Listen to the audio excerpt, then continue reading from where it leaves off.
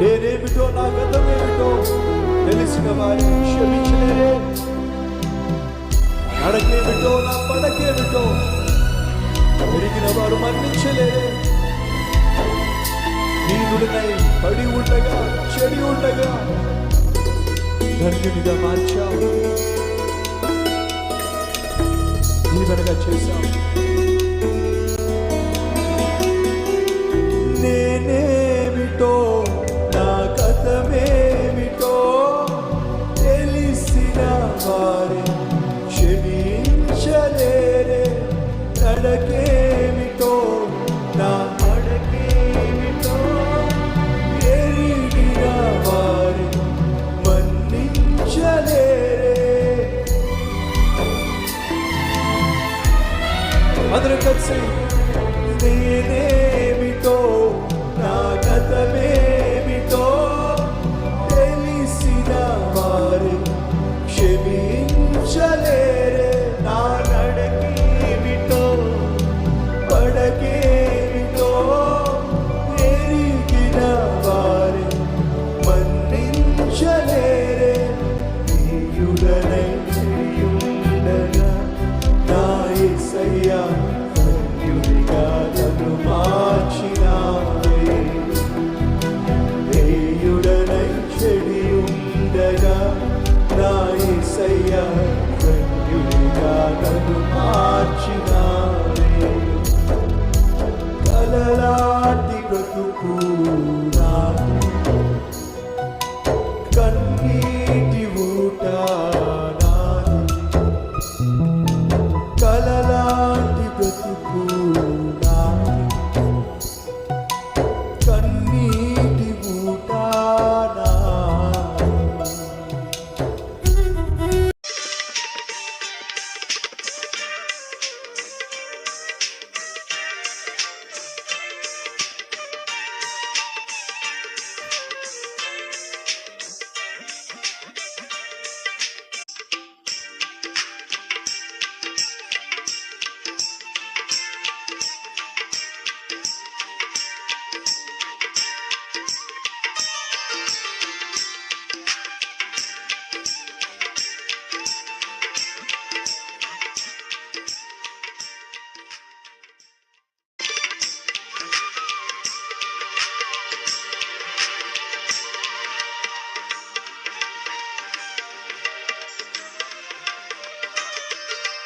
ఆత్మీయ సహోదరి సహోదరులు, క్రిస్మస్ వస్తే కొంతమందికి ఎక్కడ లేని ప్రేమ వచ్చేస్తాయి.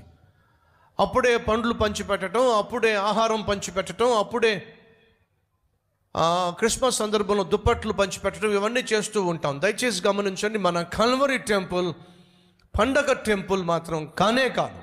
మీకు తెలుసో లేదో, మన కల్వరీ టెంపుల్లో ప్రతి బుధవారము ప్రతి శుక్రవారము రోడ్ల మీద ఉన్నటువంటి అనేక మంది పేదవారికి, అలాగే హాస్పిటల్స్కు వెళ్ళి లోపలేమో పాపం పేషెంట్స్ అల్లాడిపోతూ ఉంటే మందులన్నీ కూడా వారికి ఇచ్చే ప్రక్రియలో డబ్బులు ఖర్చు చేసుకుని తినడానికి తిండి లేక హాస్పిటల్ బయట పడి ఉన్నటువంటి ఆ బంధువులకు ఆహారాన్ని పంచిపెట్టడం, అలాగే దుప్పట్లు పంచిపెట్టడం, ఇవన్నీ క్రిస్మస్లో చేసేటటువంటి కార్యాలు కాదండి. ప్రతి బుధవారము ప్రతి శుక్రవారము మన మందిరం నుంచి సహోదరులు వెళ్ళి అనేక వందల మందికి వేల మందికి ఆహారాన్ని పంచిపెడుతున్నారు. అంతేకాదు మన కల్వరీ టెంపుల్లో ప్రతిరోజు ఫార్మసీ తెరిచే ఉంటుంది. ఎవరైనా పేదవాళ్ళు, మన టెంపుల్ మెంబర్స్ 60 సంవత్సరాలు పైబడినటువంటి తల్లులు తండ్రులు అనారోగ్యంతో బాధపడుతున్నట్లయితే, ఒకవైపు దైవక స్వస్థత కోసం మనం ప్రార్థన చేస్తున్నాం, అదే సమయంలో మందులు కూడా, వైద్యము కూడా దేవుడిచ్చిన వరమే అనే భావన కలిగి ఉన్నాం. ప్రార్థన ఆయిల్ మన మందిరంలో అందుబాటులో ఉంది. ఆ ఆయిల్లో ఎటువంటి శక్తి లేనే లేదు, కానీ ఆ ఆయిల్ వెనుక దేవుని వాక్యం ఉంది. మీరు నూనె రాసి ప్రార్థన చేయండి, ఆ నూనె రాసి ప్రార్థన చేయండి అనే వాక్యాన్ని ఆధారం చేసుకుని మన కల్వరీ టెంపుల్లో సభ్యులందరూ కలిసి ప్రార్థన చేస్తున్నారు ఆ ఆయిల్ బాటిల్ కొరకు.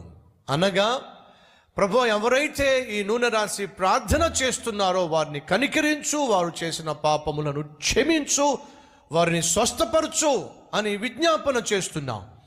గుడ్డివాడిని యేసుక్రీస్తు స్వస్థపరచడం కష్టమేమీ కాదు, కానీ ఆ గుడ్డివాడిని యేసు చూసినప్పుడు మట్టి తీసుకున్నాడు, తన చేతిలో మట్టి వేసుకుని ఉమ్మి వేసి మెత్తన చేసి తన కళ్ళకు మట్టిని రాశాడు. ఇదంతా ఎందుకు యేసుక్రీస్తు చేయాల్సి వచ్చింది? ఒక వ్యక్తి తన జీవితంలో అద్భుతాన్ని చూడాలి అంటే తనకు తగినటువంటి విశ్వాసం ఉండాలి. గుడ్డివాడు చూడలేడు కానీ స్పర్శను పరిశీలించగలడు. కాబట్టి యేసుక్రీస్తు మెత్తని మట్టెను తన కళ్ళకు రాస్తున్నప్పుడు ఆ గుడ్డివానికి విశ్వాసం వచ్చింది. యేసు నా కళ్ళకు ఏదో పూస్తున్నాడో, ఖచ్చితంగా నా కళ్ళు వచ్చేస్తాయి అనే విశ్వాసము అతడు పొందుకున్నాడు. ఆ తర్వాత యేసు అన్నాడు, పలానా చోటకు వెళ్ళి ఆ నీళ్ళల్లో నీ కళ్ళు కడుక్కోమన్నప్పుడు వాడు కడుక్కున్నప్పుడు స్వస్థతను పొందుకున్నాడు. ఎందుకు ఆ గుడ్డివానికి ఆ మెత్తని మట్టి రాయాల్సి వచ్చింది? ఆ గుడ్డివాని యొక్క విశ్వాసాన్ని పెంపొందించటానికి. ప్రార్థన ఆయిల్ మన కల్వరి టెంపుల్ అందుబాటులో ఉన్న కారణం తెలుసా? అది ఒక వ్యక్తి తీసుకుని వెళ్ళినప్పుడు అతనికి ఒక విశ్వాసం ఏమిటంటే, మా కల్వరి టెంపుల్ అంతా కలిసి మా కోసం ప్రార్థన చేశారు. ఆ ప్రార్థనకు సూచనగా ఈ ఆయిల్ బాటిల్ ఇచ్చారు.